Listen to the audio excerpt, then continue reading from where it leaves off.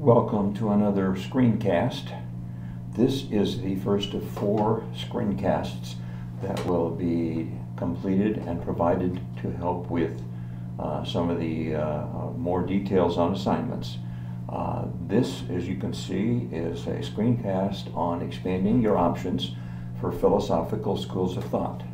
The purpose of this is to let you look at more options to complete your reflection essays. The other helpful thing is that it's going to put the focus on trying to get the relationship established between beliefs and ideas and what we term as schools of thought, so that when you're talking with people about philosophy behavior matches, you're going to be in a better position to help those folks look at those people, the person you're interviewing, think in terms of the relationship of their beliefs and a coherent idea about a philosophy. So let's go ahead and give you some ideas about this so that you can start using this. Anna posed 3 questions at the beginning. Obviously, what makes a school of thought? How many options are there, and are there limits? Well, when we talk about schools of thought, we certainly start with the idea of belief statements, because the basis of any philosophy is the idea of the beliefs that comprise the philosophy. The only thing that, in my view, that makes the distinction between a philosophy and a collection of beliefs is that the philosophy has some sort of a foundation and organizational structure. That might be kind of loose as you look at some of these options, but it does provide some sort of an idea. If we think in terms of the beliefs that we can put together in a lot of options, the options are almost limitless. That also means that as I'm looking at what we're going to classify as a school of thought for this course, there really aren't very many limits. So, purpose of this is to get you to expand your options and think outside the horizon. So let's start with the idea. Here are 4 schools of thought that you were exposed to when you took the Rossbarger inventory: pragmatism, existentialism, idealism, realism. I'm not going to spend a lot of time talking about these because these are pretty well documented ideas. You can go to any number of sources. They're all listed in your textbook. They're all easily accessible on the internet, both by going to some sort of a collection of ideas like Wikipedia, which, as we said, is not a bad place to start. You just don't want to end there when you're trying to provide valid primary source references. And there are also a lot of first-person good primary thinking on the process. But now, a good place for you to do is, since you took the Rossbarger inventory, pull up the Rossbarger inventory that you completed and look at the belief statements. Look particularly at the belief statements, first of all, that you agreed with. And look at those that you disagreed with. Now, I know the Rossbarger kind of forced you to do a total yes-no. Sometimes what I do is I go a little more extreme in saying, I want to make maybe 3 categories. Here are beliefs that I really strongly agree with, no question about it. Here are beliefs that I really don't agree with at all, no question about it. And here are things that I'm kind of in the middle on. I don't have strong feelings about it. Depending on the context, I could go either way. So how do these tie together? So there's 4 ideas to start with. Add to those the additional topics that are listed in the text: Reconstructionism, behaviorism, Marxism. Now, they talk about Eastern thought, but I think you can expand that to any form of religious thought, because your religious thoughts and your religious beliefs do provide a context for your philosophy. For many of us, religious thought and philosophy are synonymous. Some they aren't. So I guess I'd ask, what's your case? And then a couple other ideas about general categories of analytic philosophy and postmodern thought. Well, let's look at the first 3 just very quickly here. Reconstructionism is really like a modification, because the term kind of gives it away. It can be any idea, religious, philosophical belief, where there's a belief that all of a sudden we need to rethink about it. In our country, for example, in the 19th century and the 20th century, we've gone certain periods of our history through ideas, whereas they've been viewed as religious reconstructionisms, where all of a sudden beliefs started to take off. These are good examples of reconstructionism. So reconstructionism is just a modifying term. Behaviorists don't really believe that they're a philosophy at all, but they're a collection of behaviors. So you might want to look at that as a context. A good source on that, of course, is B.F. Skinner, and you can simply, it's just as it sounds, S-K-I-N-N-E-R, B.F. Skinner, and he's written a lot of works in the last half of the 20th century that popularized behaviorism. So that would be a good source to start with if you're not sure about that. Behaviorism is popularized because, as many teachers know and parents know, a lot of concepts they use regularly, like timeout rooms, token economies, reward systems, are heavily related to behaviorism. Marxism, be careful, because Marxism, do you mean Marxism as developed by Karl Marx in his work in the middle of the 19th century, or do you mean Marxism as it came to be known as Leninism, Marxism according to Lenin, or according to the nations that were identified as communist nations during the 20th century? A lot of differences there. So look at that carefully when you're thinking about doing that. It makes a lot of difference in how you look at it. Let's expand further. Here are some ideas that are of special interest to educators. Montessori, multiple intelligence, effective school movements, Suzuki talent education, parentalism. Well, you can read the list as well as I do. Montessori, again, you could simply toggle Montessori, because anytime you get to the original writings of Marie Montessori, it is a philosophy named after a person, and it's all about her ideas about education.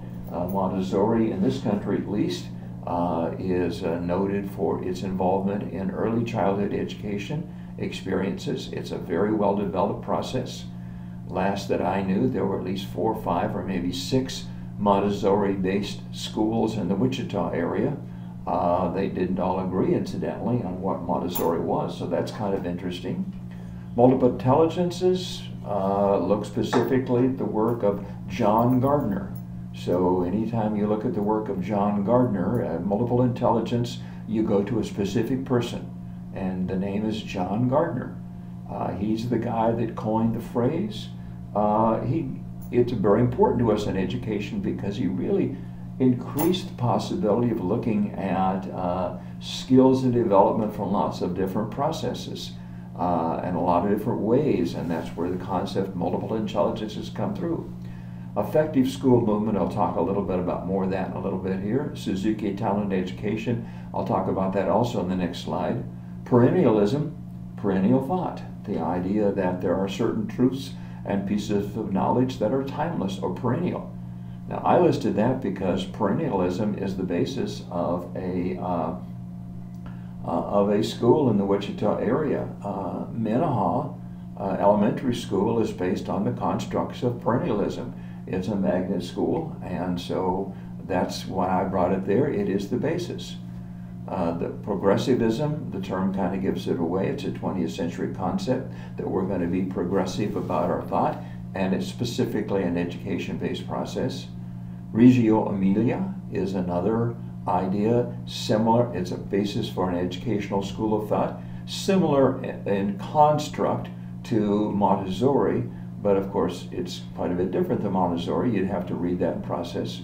So, and social learning theory, just to round out the process. So here are some ideas.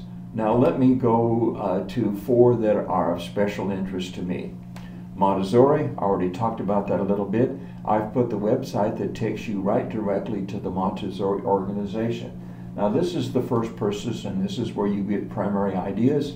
This is where you would get the official views of the Montessori organization.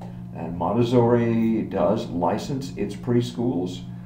It does look at schools in terms that want to call themselves Montessori, in terms of how consistent are they with the ideas of Marie Montessori.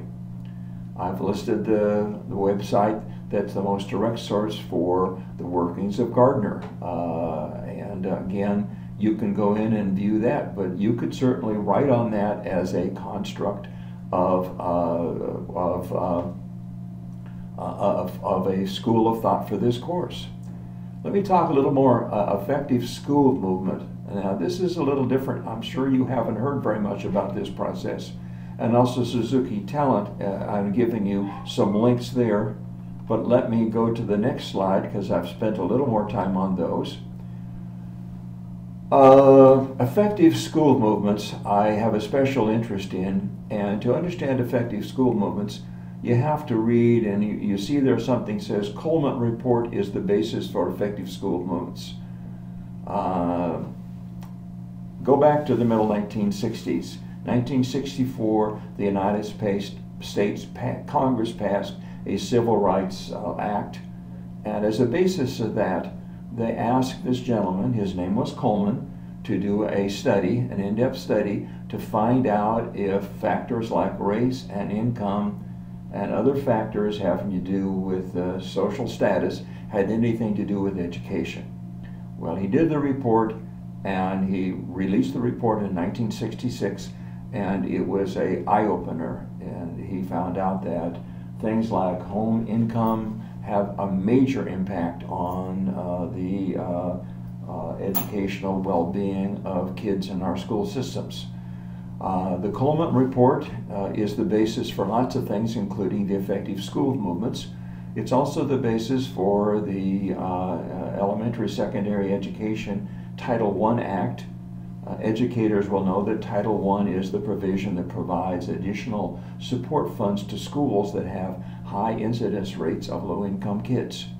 The Coleman Report is also in part the basis of the Special Education Act that basically said that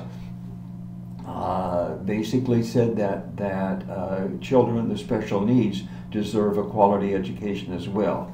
And I'll write down here, if you have ever written down or read about the idea that no child should be left behind, and if you believe that every child is worthy of education, you probably believe in the effective school movements. So that would be a good process. Suzuki Talent Education I have a special interest in because it's all about the process of teaching very young children musical skills. We're kind of out of time. I won't go into the details, but there's an excellent website there. Let me just say, in my family, we were a Suzuki family. Both of my kids were involved in Suzuki music activities. We did not do it so that they would become great musicians. We did it because we thought it had a wonderful constructs about the involvement of the family in the education process, and it had a great basis. So go to their website, read about the beliefs, and see if you agree with me about that as a basis for a wonderful way to get involved with your children. Again, the purpose of this was simply to open some horizons for you, and I hope it has. I hope you use some of this information as you're doing your reflective essays. I hope it also helps you as you're looking in detail at the belief statements that you're going to exchange with people when they do the philosophy behavior match assignment. Thank you much.